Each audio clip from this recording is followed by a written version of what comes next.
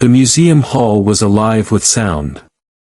The brass notes of a military band floated through the high-arched ceilings, mingling with the buzz of conversation, the clink of polished shoes against marble floors, and the occasional laughter that rolled across the crowd. Flags hung proudly from the rafters, each one a testament to service, sacrifice, and history. Beneath them, officers, veterans, cadets, and civilians gathered in anticipation of the day's ceremony, a tribute to the legacy of America's armed forces. It was a day of pageantry. Uniforms shone with medals newly polished, shoes gleamed under the bright chandeliers, and conversations were peppered with stories of service retold with swelling pride. Among the young cadets, starched collars and pressed trousers carried an air of confidence, as though they were already stepping into the history books themselves. And then she walked in. The elderly woman entered quietly, almost unnoticed at first, her footsteps slow but steady against the marble floor. Her back was slightly stooped with age, yet there was a dignity in her bearing, a steadiness that spoke of battles fought long ago, battles no one here could see. Her uniform was not like the others that dazzled the hall. It was faded, its green fabric softened by time. The seams were frayed at the edges, the color uneven from years of wear and sun. A small tear tugged at the sleeve near her shoulder, and the once sharp creases had surrendered to the weight of memory. Pinned to her chest were medals dulled by age. They did not glitter beneath the lights like the polished insignia of the young officers. Instead, they seemed muted, like quiet witnesses to a past that few remembered. At first, the crowd parted for her absent-mindedly, as if making way for someone who had wandered in by mistake. Then came the whispers. "Look at that old thing she's wearing. Is that even a real uniform? Must have dug it out of a thrift store." The comments were hushed, but in the acoustics of the hall, they carried. A group of young men in crisp blues chuckled behind gloved hands. A pair of women in fashionable dresses glanced her way, smirking as if she were some misplaced relic. The elderly woman heard them all. She always did. She had lived long enough to recognize the tone of mockery before the words were even fully spoken. But her gaze did not falter. She walked forward with the slow, deliberate grace of someone who had nothing left to prove. She made her way past a display of photographs, black and white images of soldiers in trenches, of women working in factories, of units standing in proud formation. She paused for a moment, her eyes settling on one photograph in particular, a group of women in uniform, their faces determined, their hands poised as they sorted endless stacks of mail. For just a second, her lips curved into the faintest of smiles. She remembered. She had been there. But when she turned back to the crowd, the whispers had grown sharper. A young cadet, barely 20, nudged his friend and muttered loud enough for her to hear, "Looks like she came dressed for Halloween." They both laughed, their shoulders shaking, their arrogance born from ignorance. Her hands tightened on the strap of the worn leather bag she carried. For a moment, she considered retreating, slipping quietly back out the doors she had entered. It would be easy, no one would notice, no one would care. The humiliation would end before it truly began. But then she remembered the women she had served with, the laughter in the barracks, the cold nights in England, the endless letters that passed through their hands. She remembered their faces, some still alive, many long gone. She remembered their strength in the face of doubt, in the face of a world that told them they could not, should not, would not serve. And so she stayed. The hall seemed to swallow her in its grandeur, but she walked deeper into it, her every step measured. Some stared openly now, curiosity mixing with ridicule. Others looked away, unwilling to acknowledge her presence at all.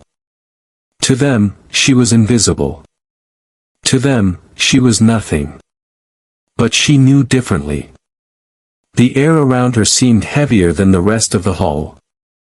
She carried with her not just a uniform, not just medals, but the weight of history itself.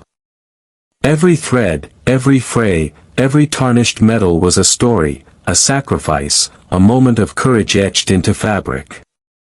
And though no one saw it yet, though the room buzzed with laughter and scorn, she walked with the knowledge that her place here was more legitimate than most. When she finally reached a row of empty chairs near the side, she lowered herself into one with careful precision. Her knees ached, her back protested, but she sat upright, her hands folded in her lap. She would not slouch, would not shrink beneath their judgment. From her seat, she surveyed the hall. The band struck up another tune, sharp and triumphant. Officers exchanged salutes. Photographers darted between groups, capturing moments of pride. And all the while, she remained still, her presence unacknowledged, her history untold. Yet something about her quiet composure drew the eye of a few observant souls. A boy, no older than 12, tugged at his father's sleeve and whispered, "Dad, who's that lady?" The father glanced at her, then shook his head, muttering, "Probably no one important." The woman heard. Her jaw tightened, but she breathed deeply, steadying herself. She had heard those words before, no one important. She had heard them as a girl when she dared to dream of serving. She had heard them when she enlisted, when she trained, when she worked through nights so long they blurred into dawn. She had heard them in whispers, in commands, in doubts. But history had proved them wrong before. And it would prove them wrong again. For now, she sat quietly, waiting. The ceremony had not yet begun, and neither had her story. The time would come when silence would break, when truth would step forward. The whispers around her would turn to questions, then to gasps, then to silence of another kind, the reverent kind. But not yet. For now, she remained the quiet presence in a grand hall, a shadow among the polished and the proud. For now, they saw only an old woman in a worn uniform. They did not yet see the hero. The ceremony had not yet begun, but the hall was already full of energy. The young cadets clustered in groups near the back, their chatter loud and self-assured. Civilian guests sipped coffee from paper cups, balancing plates of finger food as though the event were little more than a social gathering. The older veterans, men with chests heavy with ribbons, their posture still commanding, stood in quiet circles, trading stories with voices lowered by age and memory. And then there was the woman in the worn uniform. She sat silently in her chair along the side wall, the worn medals on her chest glinting faintly beneath the chandeliers. She did not move much, except to shift her bag closer to her feet or adjust the sleeve of her jacket. Her stillness seemed to irritate some, as though her very presence disturbed the polished symmetry of the room. The first laugh came softly, almost like a cough muffled behind a hand. Then another joined it. Within moments, the mocking had taken shape, whispered words growing louder as courage built among the young. "Look at her jacket. It's falling apart. Bet she picked it up from a thrift store. Those medals look fake. Probably bought them online." The comments weren't meant for her ears alone. They were pitched just loud enough to carry across the polished floor, bouncing off the walls so that others would hear, so that the cruelty might spread like a ripple across water. The woman remained motionless. Her eyes fixed on the stage at the front of the hall, where an empty podium stood waiting. But her ears could not ignore the sound. The laughter rose and fell like a tide, sharp and cutting, a reminder that the world she had once served had not changed as much as she might have hoped. A group of cadets, barely out of boyhood, leaned against the wall near her row of chairs.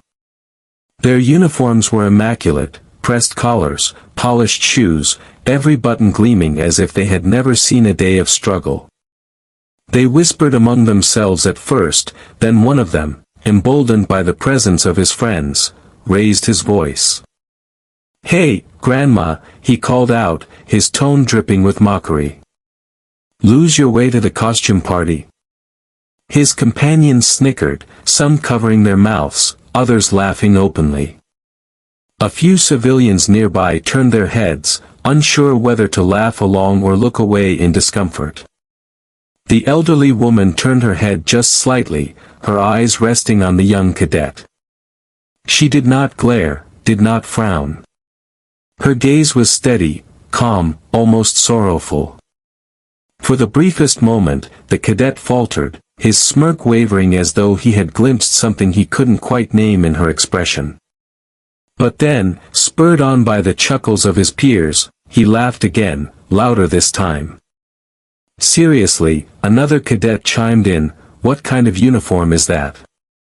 Looks like it's older than the building." The group erupted once more. This time the laughter spread further into the hall. A pair of guests at the refreshment table chuckled quietly, and even one or two junior officers exchanged amused glances, though they said nothing. The elderly woman's fingers tightened around the strap of her bag until her knuckles turned pale.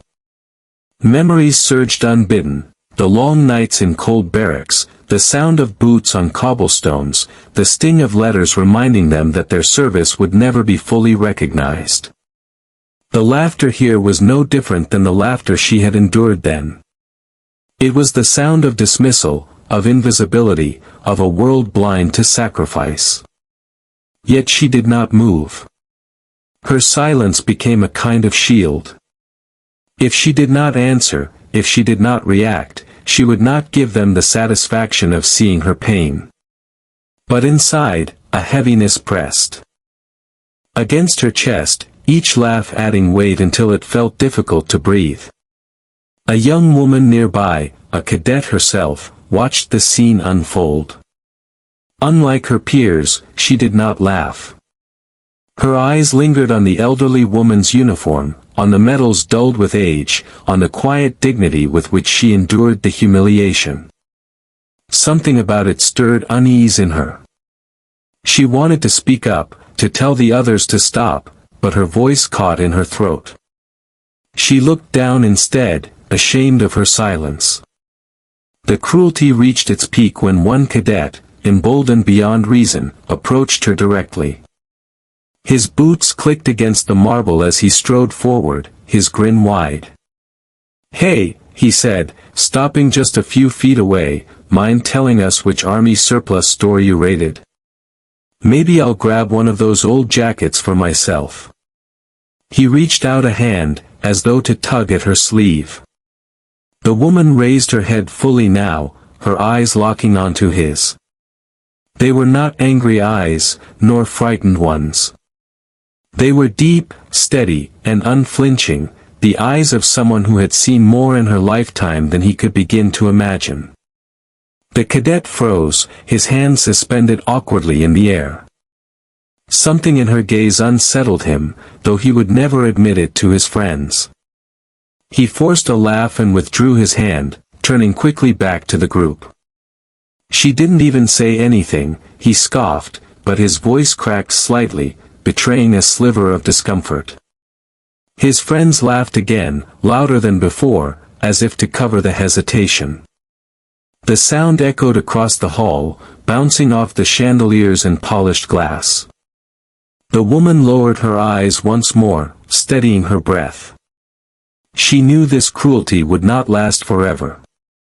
She had lived long enough to understand that ignorance was loud, but truth was louder still.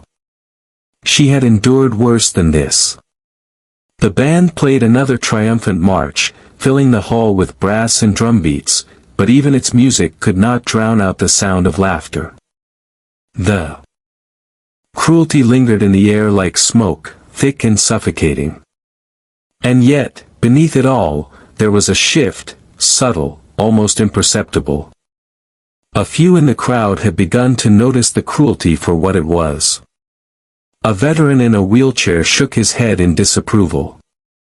A mother pulled her child closer, whispering something the boy didn't quite understand. The young female cadet who had remained silent now clenched her fists, her face pale with shame for not speaking sooner. The laughter still rang, but not everyone was laughing anymore. The woman knew her time would come. The mockery would not last forever. The truth of her uniform, of her medals, of her very presence, would one day silence them all. But for now, she sat in quiet endurance, letting their cruelty wash over her like rain. She had weathered storms before. This was nothing new. And though they laughed, she knew that soon, very soon, the laughter would die in their throats. The laughter still echoed faintly across the grand hall, though the woman had quieted it in her heart. She had learned, long ago, how to endure the sting of mockery. But the sound pulled her backward through time, carrying her into memories that had never left her. She closed her eyes for just a moment. The polished marble floor beneath her seemed to dissolve into the cracked cobblestones of another world, one where her youth had been spent not in comfort but in grit, duty, and the unrelenting weight of expectation. It was 1943. She was barely 20 when she raised her hand and swore an oath that few believed she had the right to take.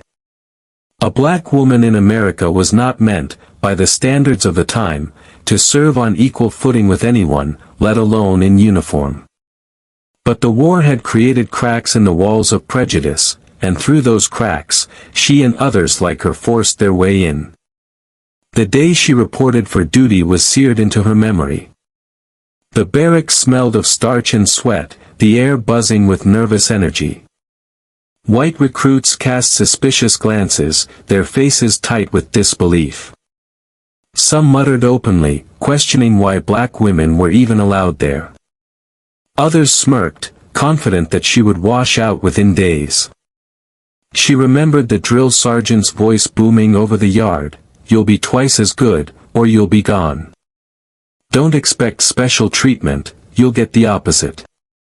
And he had been right. They ran longer drills, were given the dirtiest jobs, and endured lectures laced with skepticism. But she never broke. None of them did. Their pride was too deep, their determination too fierce.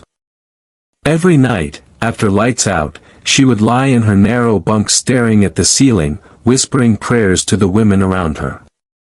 They shared stories of home, of mothers scrubbing laundry, of fathers breaking their backs in fields, of little brothers who thought their sisters were heroes for daring to wear a uniform. The barracks rang with quiet.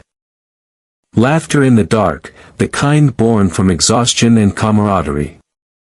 They knew the world outside did not see them as soldiers. But among themselves, they found strength. When she was assigned overseas, her heart had raced with fear and pride. England was grey and cold when she arrived, its skies heavy with wartime clouds. Bombed-out buildings lined the streets, the air thick with the residue of smoke. Her unit, the 6,888 Central Postal Directory Battalion, had one mission, to tackle the mountain of undelivered mail clogging the system, threatening morale across the front lines. It sounded simple to outsiders, but it was a task monumental in scale, letters piled to the ceiling, millions of names with no clear addresses, desperate words from families waiting to reach their sons, husbands, fathers. Every day, they stood in unheated warehouses, their breath visible in the air as they sorted through endless bags of letters. Their hands were raw from cold and paper cuts, their eyes strained by lantern light. But they worked tirelessly. They knew what those letters meant. A soldier who hadn't heard from home in months might lose hope. A wife waiting for word might think her husband dead. Each envelope was more than paper, it was a lifeline.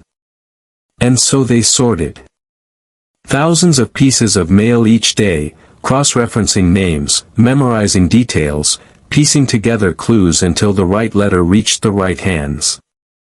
Slowly, the mountain shrank. Slowly, lives were stitched back together by the simple act of delivery. The world, however, did not see them as heroes. She remembered the stares from American soldiers who muttered insults under their breath. She remembered the English civilians who doubted that black women could do such vital work. She remembered the sting of walking into a mess hall and being told there was no place for her kind. Yet she remembered, too, the victories.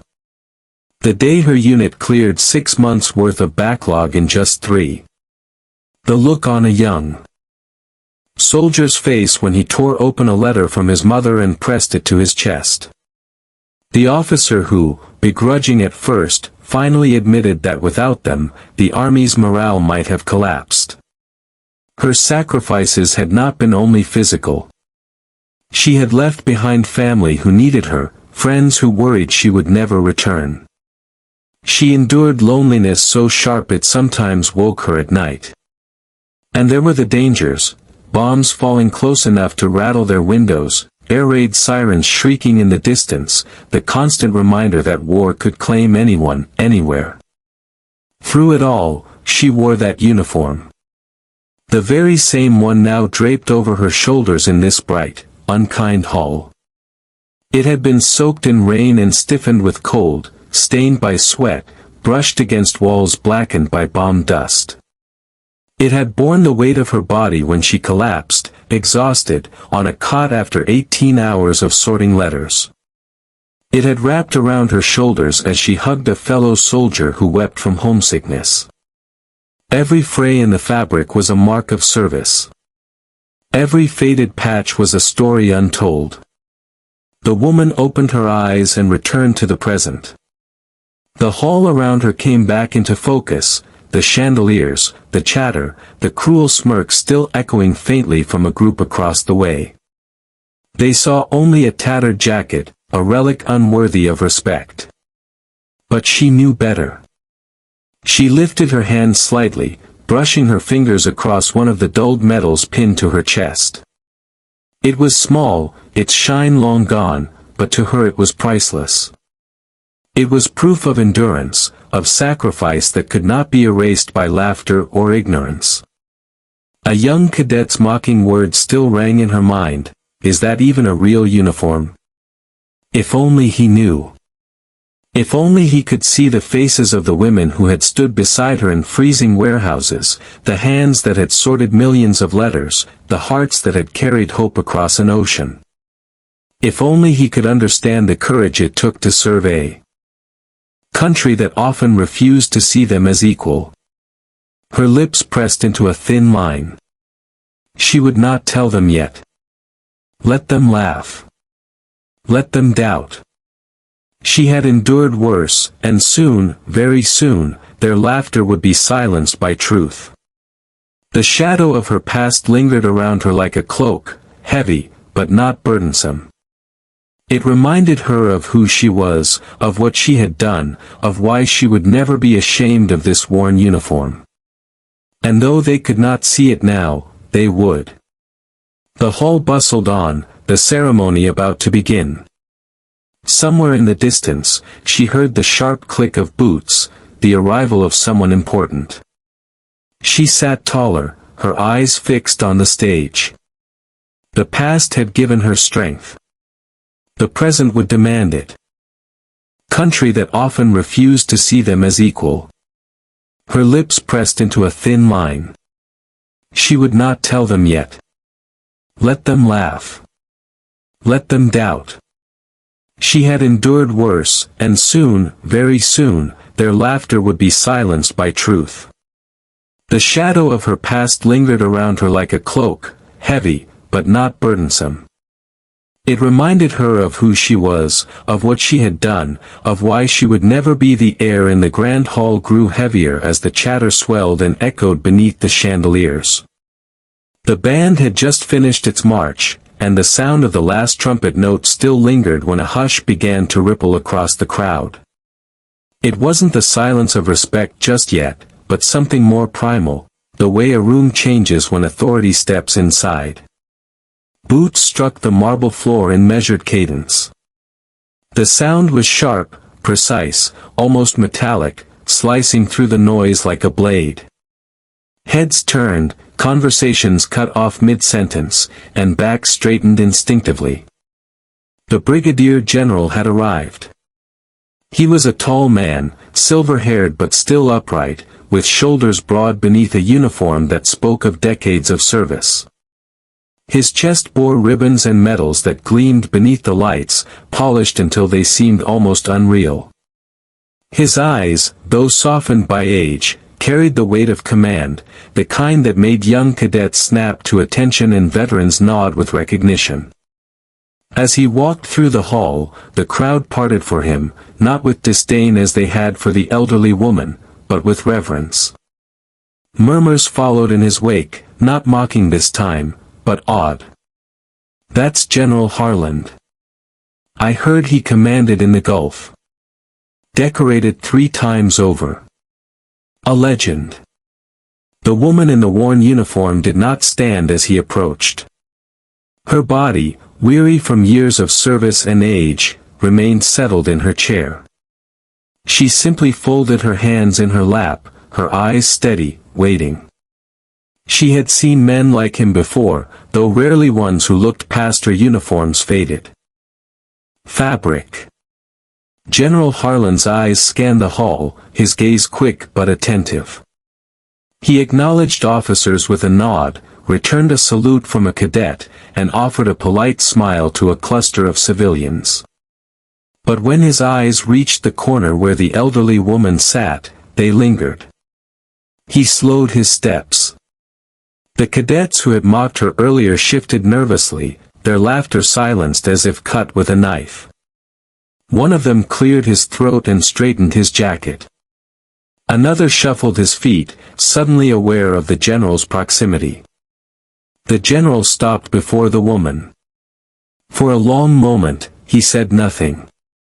His gaze traveled from her worn shoes to the medals pinned to her chest, to the frayed collar of her uniform. His brow furrowed slightly, not in disdain but in concentration. Then, with the quiet deliberation of a man who understood the weight of ceremony, he lowered himself slightly, bending toward her. The crowd around them leaned in, breath held, curiosity piqued. The general reached for the sleeve of her jacket. Not roughly, not with suspicion, but with care, the way one might touch a relic too fragile to disturb. His fingers brushed the fabric, tracing the faded stitching near her shoulder. His eyes fell on the small, barely legible unit tag, its letters worn nearly invisible by time. For a heartbeat, silence pressed against the walls. Then his expression changed. His eyes widened, recognition sparking within them, followed by something deeper, reverence, even awe. His lips parted slightly, and he inhaled as if the realization had struck him like a physical blow. He straightened, his back stiff, and looked around the room. The murmurs had begun again, low and uncertain. Some whispered, "What is he doing?" Others craned their necks, trying to see what he had seen. The general's voice, when it came, was firm and commanding, yet threaded with something softer, respect.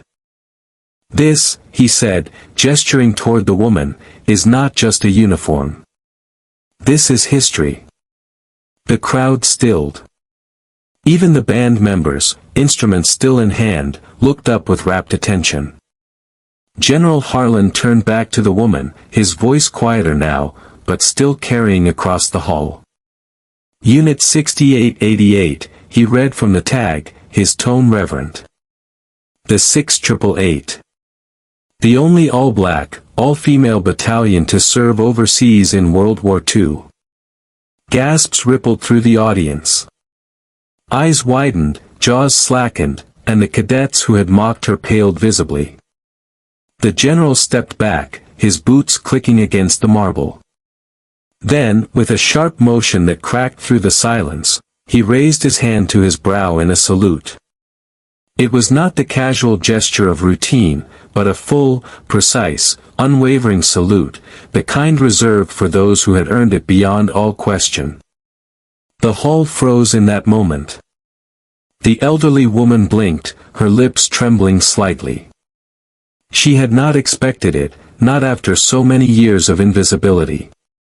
But there it was, a Brigadier General, saluting her as though she were the highest-ranking officer in the room. Slowly, one by one, others followed. A veteran in a wheelchair raised a trembling hand to his temple. A young officer snapped to attention, his salute crisp and sharp. The cadets, shame burning in their cheeks, hesitated only a moment before lifting their hands as well. Soon, the hall was a sea of salutes, every head bowed slightly in respect. The woman's eyes filled, the blur of tears softening the edges of the room. For decades, she had carried her service in silence, her sacrifices buried beneath history's neglect. And now, in this single gesture, in this sudden flood of recognition, the years of invisibility seemed to lift. She did not salute in return. Instead, she placed a hand over her heart, her fingers resting gently against the medals pinned to her chest. It was her own form of acknowledgement, quiet but powerful. The general lowered his hand at last, his voice breaking the silence once more. "Ladies and gentlemen," he said, his tone heavy with gravity, "you are in the presence of a veteran who served when the world doubted her. A woman whose courage carried letters of hope to men on the front lines. Without her, and those like her, the lifeline of morale would have been broken. The 688 did not just deliver mail, they delivered faith, connection, and the reminder that no soldier was forgotten." The audience erupted, not in laughter this time, but in applause that thundered against the walls. People rose to their feet, clapping, some even wiping tears from their eyes. The elderly woman sat still in her chair, her face lit not with pride alone but with relief. Relief that at last, the truth had been spoken aloud. Relief that her sisters in arms, many long gone, had not been forgotten. As the applause roared, the general leaned closer, his voice low enough that only she could hear. "Forgive us," he murmured, "for taking so long to see you." Her lips trembled into a faint smile. "Better late than never, General." The hall had been transformed. Where once there had been ridicule and laughter, now there was reverence. Where once she had been invisible, now she was the center. The cruel voices had been silenced, not by anger, not by confrontation, but by the simple truth spoken by someone with authority. And in that moment, the elderly woman knew that the past she had carried like a shadow was no longer hers alone. It belonged to them all. The Brigadier General's fingers lingered on the fabric longer than anyone expected. To the untrained eye, it was just a threadbare patch, faded letters stitched decades ago, barely clinging to the worn uniform. But to him, it was something sacred, a relic of extraordinary service. His brow furrowed, his jaw set, and the chatter of the room seemed to collapse into silence. The onlookers strained to see what he was studying so intently. Some leaned forward, their smug expressions melting into uncertainty. A moment ago, they had ridiculed the woman for her tattered attire, her audacity to wear such a costume. But now, something in the general's posture unsettled them. Respect radiated from him, like a tide rising against their arrogance. "Unit 6888, he murmured, his voice low but reverberating like a bell in the hushed hall. He said it again, louder this time, so all could hear. "The 6888. The word struck the air with weight, falling heavy into the ears of those who only moments ago laughed. The general stood upright, his chest swelling as he turned toward the crowd. His face was solemn, lined with reverence, and his eyes burned with something close to disbelief. He had not expected to see that unit tag, certainly not here, not worn by a woman so quietly dismissed by everyone else. The elderly woman looked down at the patch, her trembling hands brushing over it as if to hide it, as if its secret had been hers alone all these years. But now, exposed beneath the gaze of the general, the tag told a story louder than any defense she might have spoken. She lowered her head, a mix of humility and pride crossing her face. Around them, whispers began to ripple through the audience. "What's the 6888, a teenager muttered to her father. "Never heard of them," a young man in a crisp polo said nervously, though his mocking smirk had vanished. "Was that a real unit?" asked another, uncertainty curdling into guilt. The general's eyes swept over the crowd. He could sense their ignorance, their confusion, and the deep need to correct it. His voice, steady and commanding, rose above the restless murmurs. "Most of you don't know," he began, "because history hasn't done them justice. That unit tag belongs to one of the most overlooked, yet most extraordinary battalions in U.S. Army history, the 6888 Central Postal Directory Battalion." He let the words sink in. Several faces blinked in recognition. A few gasps broke the stillness. "This battalion," he continued, gesturing toward the woman, "was made up entirely of black women, over 800 strong. During World War II, when the U.S. Army was drowning in chaos overseas, when soldiers went months without word from home, it was these women who answered the call. They organized millions of pieces of backlogged mail under conditions no one else could endure.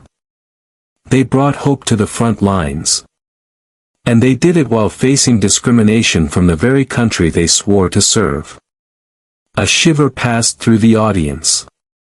Those who had mocked her minutes ago now stood paralyzed, as though shackled by shame. The jeers had evaporated into a stunned silence. The elderly woman remained quiet, her eyes glassy with memory. She had not expected anyone here to know what that faded patch meant, let alone announce it so boldly. She had lived most of her life unseen, her service buried beneath decades of neglect.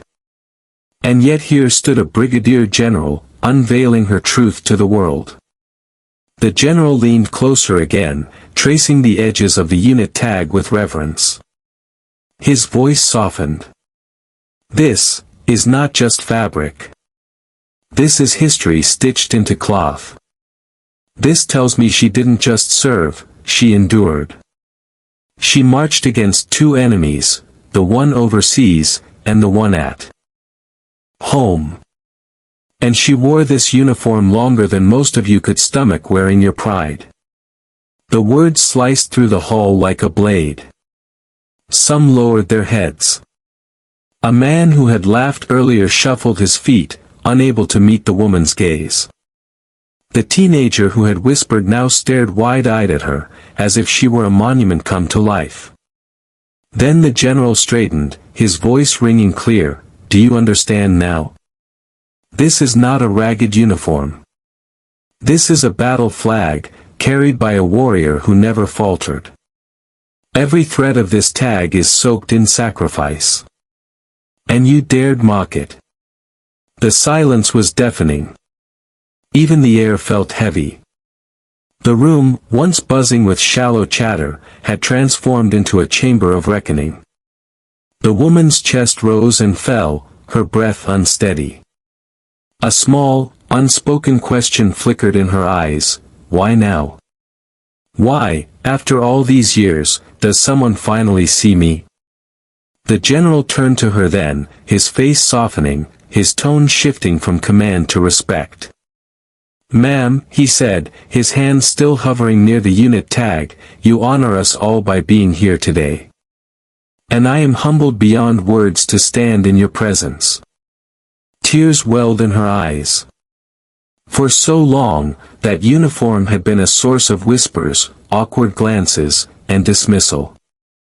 It had been dismissed as relic, disguise, or nuisance. But in this moment, with the general's voice echoing in the silence, it became something holy. A testament. A beacon. The crowd felt it too. Some pressed hands to their mouths. Others bowed their heads as if in prayer. The atmosphere shifted from ridicule to reverence so swiftly it left them breathless. It was as if the room itself was asking forgiveness for its ignorance. The unit tag had spoken, louder than insults ever could. And in its quiet resilience, the truth had been revealed. She was not invisible. She was living history. The Brigadier General stood tall, his posture sharp as steel, yet his eyes carried a softness rare for a man so accustomed to command. Around him, the air remained hushed, every breath held captive by anticipation. The crowd, once so bold in their whispers and ridicule, now stood still as statues, awaiting his next words. The elderly woman shifted slightly, her hands trembling against the seams of her worn uniform. For decades she had worn this same fabric with pride, though the world had treated it like a costume, a relic of a forgotten life. She had not come here for attention, nor to demand respect, but the truth had finally found its voice, through the recognition of a man who carried stars on his shoulders. The general cleared his throat, his voice low at first, but each word soon rang with clarity that filled every corner of the hall. "Ladies and gentlemen," he began, "what you see before you is not an ordinary guest, nor a visitor in borrowed clothes. You see a soldier, pioneer, a woman who carried the weight of a nation's neglect while serving that very nation with unwavering loyalty. She stands here today as a living testament to history that too many of us have forgotten." A ripple of movement ran through the audience. People straightened their backs, craning to see her more clearly. The mockers of earlier lowered their gazes, their faces burning with shame. Even the teenagers who had been giggling minutes ago now stood silent, wide-eyed, as though witnessing the unveiling of a monument. The general's hand hovered again near the faded unit tag on her chest. "This," he said firmly, "is the insignia of the 6,888th Central Postal Directory Battalion, known as the 688, the only all-black, all-female battalion deployed overseas in World War II." Gasps spread across the room. A few mouths opened, searching for words, but none came. He continued, his voice swelling with conviction. "At a time when the world was tearing itself apart, when young men were dying by the thousands on foreign soil, this battalion carried a mission that seemed mundane to some, but was in truth critical to the survival of morale, delivering mail to soldiers who had gone months, sometimes years, without word from home. Think about that. Tens of millions of letters, buried in warehouses, forgotten in backlogs so deep they threatened to crush the spirit of every soldier on the front lines." The woman's throat tightened. She remembered the warehouses, dark, cold, overflowing with mountains of unsorted mail. She remembered the endless nights, the aching backs, the harsh stares of those who doubted them. She remembered the sting of racism, the constant reminder that, in the eyes of many, they were not real soldiers. Yet they pressed on, sorting letters in record time, restoring the lifelines of love and hope between home and the battlefield. The general looked directly at the crowd, his voice sharp. No one believed they could succeed. They were doubted, ridiculed, and dismissed. Much like some of you dismissed this woman when she walked through these doors. But they proved everyone wrong. They cleared in months what others had declared impossible. And they did it with discipline, precision, and courage that equaled, if not surpassed, that of their male counterparts. His words hit like hammer blows against the walls of prejudice and ignorance that had surrounded the woman all her life. For the first time in decades, she felt those walls crack. The general turned back to her, lowering his tone. speaking now not as a commander but as a man humbled by her presence. "Ma'am, the history books failed you. The recognition you deserved never came. But your service, your sacrifice, none of it is forgotten today. Not in this hall. Not while I stand here." Tears slipped down her weathered cheeks. Her voice, when it finally came, was barely above a whisper. "We only wanted to serve, to prove we could, to be seen." The general's jaw tightened. He turned sharply toward the audience. "And now you will see her. You will not see an old woman in a ragged uniform. You will see a soldier who answered her country's call when her country refused to honor her worth. You will see a trailblazer who carved a path where none existed." Slowly, deliberately, he raised his hand to his brow and delivered a crisp, unwavering salute. The room seemed to freeze in awe. For a brigadier general to salute first, to lower his stars before her stripes, was no small gesture. It was a declaration. A silence stretched, heavy with meaning. Then, one by one, others followed. A young soldier in the front row straightened and saluted. A retired veteran near the back placed his hand over his heart. Even civilians, unsure of the formalities, stood tall with heads bowed in respect. Within moments, the entire hall had transformed. The same mouths that once mocked now trembled in reverence. The elderly woman's knees felt weak, her heart racing with emotions she hadn't dared hope for. Recognition, respect, belonging. For so long, she had carried her story like a hidden scar. And now that scar had become a badge of honor, illuminated by truth. The general's voice broke the silence once more. "Let this moment remind you all. Greatness is not always loud. Sometimes it walks quietly among us, wrapped in worn fabric, carrying memories we have yet to honor. Today we honor her. Today history speaks through her." The applause began softly, hesitant, almost reverent. Then it grew, swelling into a thunderous ovation that shook the walls. People stood on their feet, clapping not out of obligation, but out of a deep, collective recognition. Some wept openly, others shouted their gratitude. The hall, once dripping with disdain, now overflowed with respect. The woman pressed her hand over the faded unit tag, feeling its rough texture beneath her palm. For years, she had thought of it as a reminder of invisibility. But now, surrounded by salutes, applause, and tears, she realized it was something far greater. It was her legacy, and finally it had been seen. The applause surged like a wave, rolling through the grand hall, swallowing every trace of earlier cruelty. What had once been a theater of scorn now pulsed with reverence, as if the very walls were trying to atone for their silence. The sound was not merely loud. It was alive, thunderous with sincerity, echoing against polished marble and vaulted ceilings. The elderly woman, her frame small beneath the heavy gaze of the crowd, stood trembling. She had never expected such a moment, not after decades of invisibility. For years, she had walked into rooms only to be ignored, or worse, dismissed with polite indifference. Now hundreds of eyes looked upon her, not with pity, not with mockery, but with awe. Her chest rose and fell, each breath fragile, as though she were afraid this was a dream that might vanish if she blinked too long. Her calloused fingers brushed against the faded metals on her chest. They had dulled over the years, much like the memory of her service in the minds of those around her. Yet under the flood of applause and admiration, they seemed to shine again, glowing with renewed dignity. The Brigadier General remained at her side, his arms slightly extended, ready to steady her if her legs betrayed her.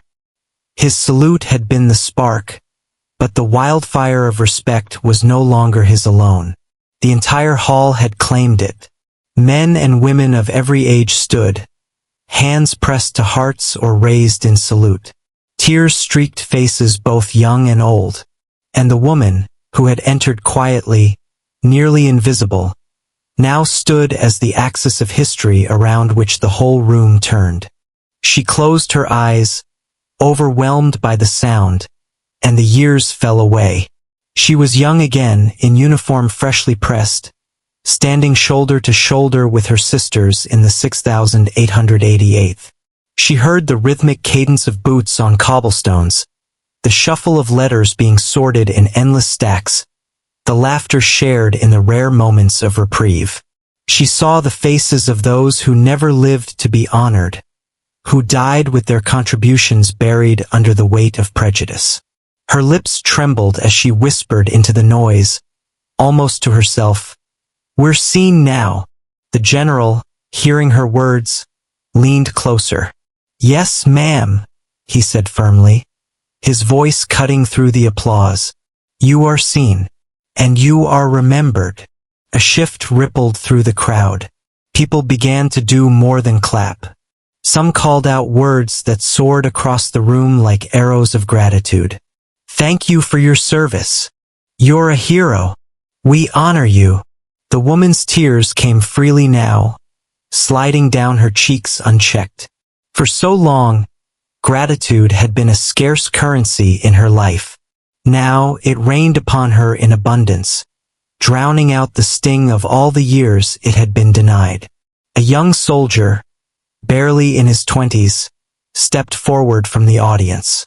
His hands shook slightly, but his posture was rigid with respect. He saluted her sharply before dropping his hand and speaking aloud. "Ma'am, I serve today because of women like you, because you opened the door." Another voice followed, a middle-aged woman clutching her daughter's hand. "My mother told me about the 6,888. I never thought I'd meet one of you in person. You make us proud." The daughter, no more than 10 years old, tugged at her mother's arm, then looked up at the elderly veteran. "You're a superhero," she said, her voice small but clear. The hall softened with a collective exhale, touched by the child's honesty. The woman smiled through her tears, her wrinkled face glowing with an expression that seemed to erase decades of weariness.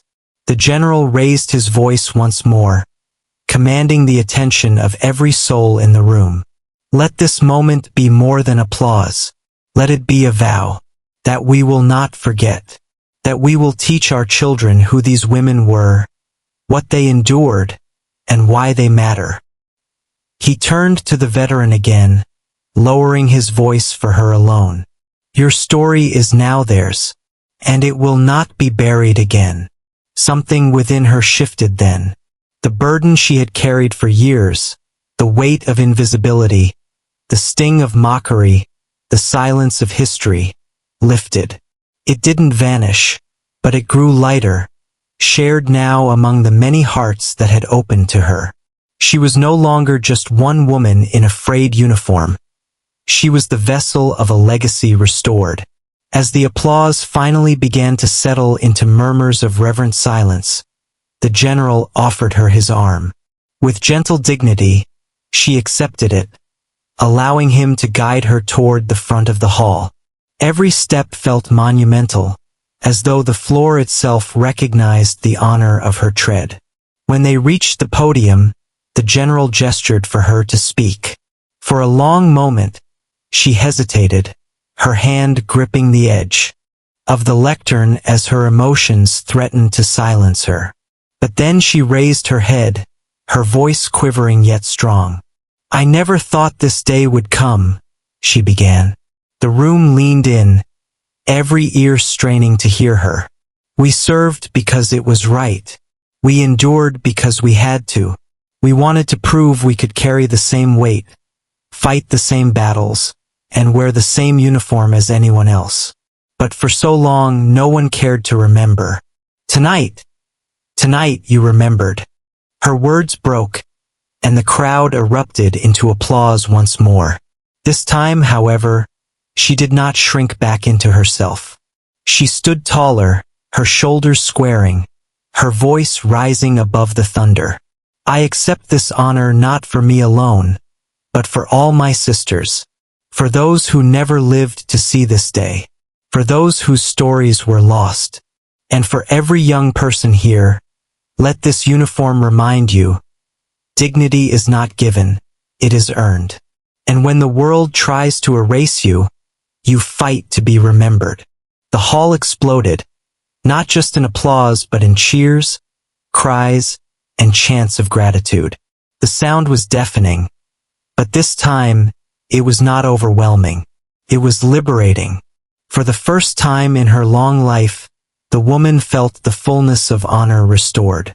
The applause still echoed like thunder long after her words had ended. It rolled through the grand hall in waves, clapping hands blending with the sound of hearts beating faster, louder, as if the whole crowd had been stirred awake. Yet amid the noise, the elderly woman stood in stillness. Her eyes swept across the audience. No longer hostile, no longer indifferent, but softened, open, hungry to hear her, to see her. She had spent decades walking through a world that looked past her, never into her. Tonight, however, their eyes clung to her like lanterns in the dark, finally illuminating the story she had carried all her life. Her trembling hand pressed once more against the frayed unit tag. It no longer felt like an old, worn scrap of cloth. It felt alive, a symbol not of her solitude but of her sisters, her battalion, her generation. Each stitch was their sweat, their tears, their unshakable determination. And in this hall, under this light, the world had finally seen it. The Brigadier General stepped back, allowing her to linger at the podium, his posture deferential, his respect visible in every measured movement. He did not stand as her superior, he stood as her witness. The hall, sensing this dynamic, followed suit. Silence spread again. Not the silence of mockery, but the silence of reverence. A sacred hush in which every word she spoke would be treasured. She steadied her voice. I have lived a long life, she said, her tone both fragile and commanding. And in that life I've learned something about memory. Memory can be cruel, can erase, can bury.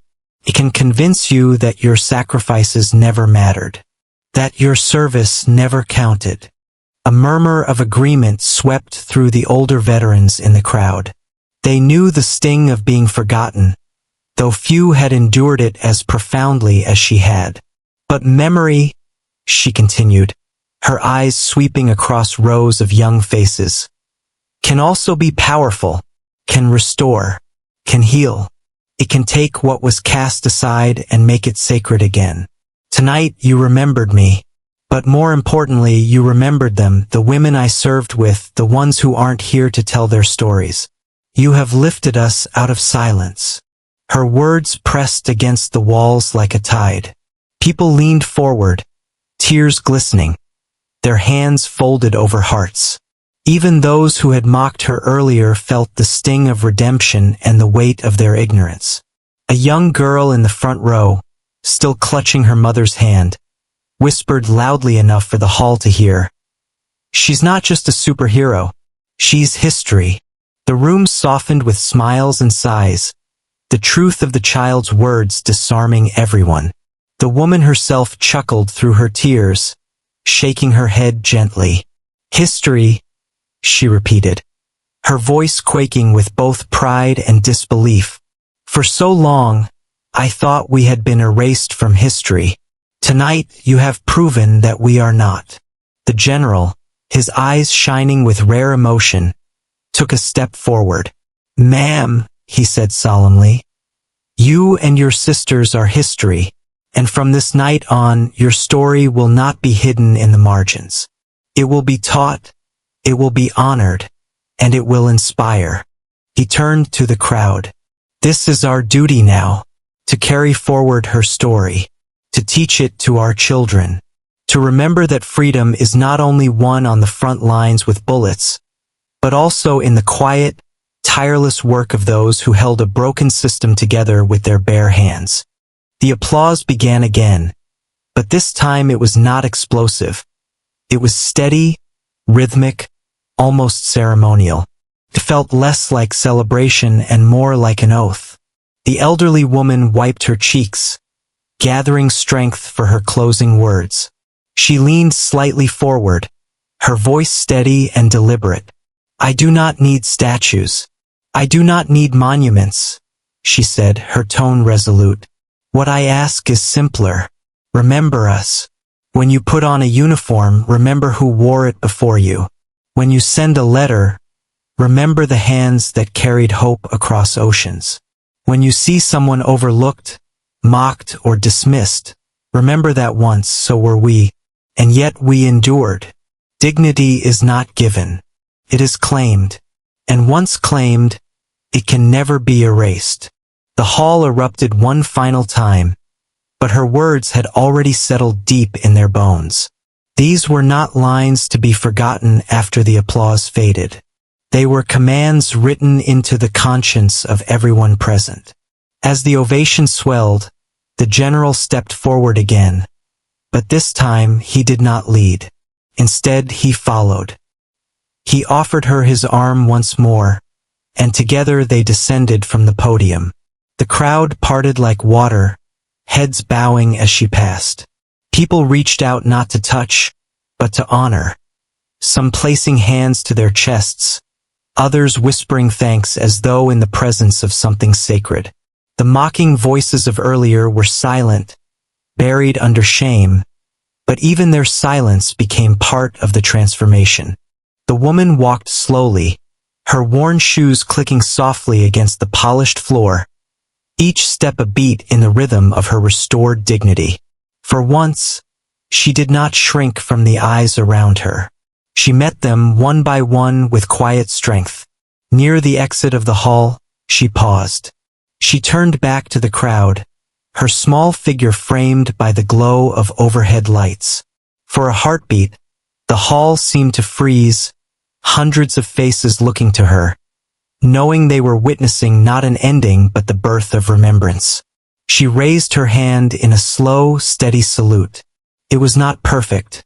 Her fingers trembled with age, her arm wavered, but it was more commanding than any crisp, practiced gesture. It was real. It was earned. The crowd responded instantly, hundreds of arms rising in unison. The sound of boots snapping together, hands to brows, and hearts pounding filled the space. The salute lingered, not in rigid military formality, but in collective reverence. In that moment, the woman understood her legacy was no longer just hers.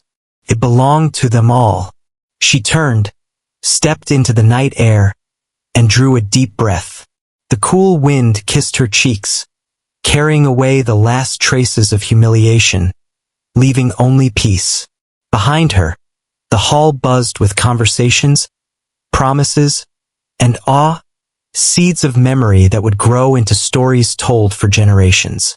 Her footsteps were slow but steady as she walked away, her uniform still frayed, her medals still dulled. Yet now she no longer carried them alone. The night sky stretched wide above her, scattered with stars. She smiled softly. Once, she had thought her battalion's legacy would remain hidden in the shadows. But tonight had proved otherwise.